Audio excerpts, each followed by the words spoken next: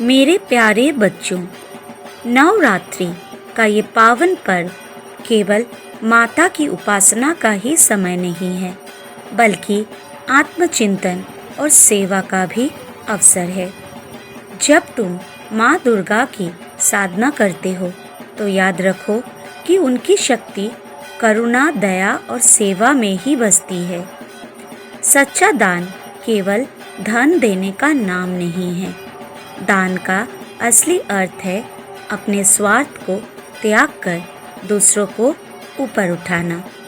जब तुम अपनी इच्छाओं, अपने लोभ और अपने सुख सुविधाओं को पीछे छोड़कर किसी ज़रूरतमंद की मदद करते हो, तभी वो दान ईश्वर तक पहुंचता है।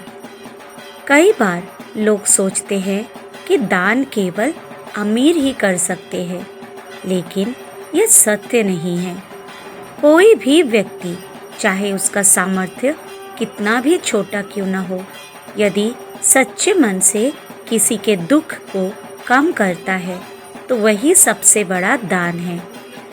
एक प्याला पानी, एक स्नेह भरा शब्द, एक सहारा देने वाला हाथ, ये सब भी दान है।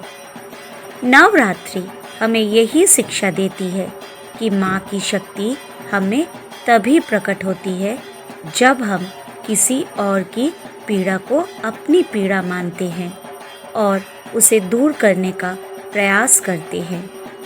मेरे बच्चों, अपने घरों में पूजा अर्चना करो, दीप जलाओ, भक्ति गीत गाओ, लेकिन साथ ही यह संकल्प भी लो कि किसी भूखे को अन्न दोगे, किसी दुखी को सांत्वना दोगे, किसी बेबस की सहायता करोगे। याद रखो, ईश्वर को फूलों और दीपों की आवश्यकता नहीं है। उन्हें प्रसन्न करने का सबसे सरल मार्ग है मानव सेवा। जब तुम किसी भूखे को भोजन कराते हो, किसी गरीब को वस्त्र देते हो, किसी दुखी का आंसू पोंछते हो, तब समझो कि तुमने सच्चे अर्थों में माँ की पूजा की है। मेरे बच्चों, नवरात्रि के इन 9 दिनों में आत्म संयम और दया को अपने जीवन में उतारो। अपने क्रोध, लालच और अभिमान को त्यागो। अपने हृदय को प्रेम और करुणा से भर दो। यही सच्ची साधना है और यही माँ दुर्गा की कृपा प्राप्त करने का मार्ग है।